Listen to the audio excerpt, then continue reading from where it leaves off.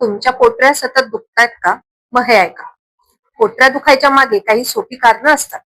शरीरात पाण्याची कमतरता होणे, कॅल्शियम किंवा मॅग्नेशियम कमी होणे, खूप वेळ उभे राहणे किंवा बसणे, अचानक जास्त चालणे किंवा अचानक जास्त व्यायाम होणे. आता हे काही उपाय तुम्ही लक्षात ठेवा. दिवसभर 7 ते 8 ग्लास पाणी प्या.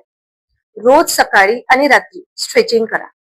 केळी, दूध, बदाम हे खाण्यामध्ये ठेवा. याने कॅल्शियम आणि मॅग्नेशियम मिळते. झोपण्याआधी गरम तेलाने थोडासा पोटऱ्यांमध्ये मसाज करा.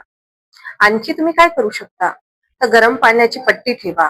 मीठ टाकून गरम पाण्यात पाय बुडवून ठेवा 10 मिनिटांसाठी.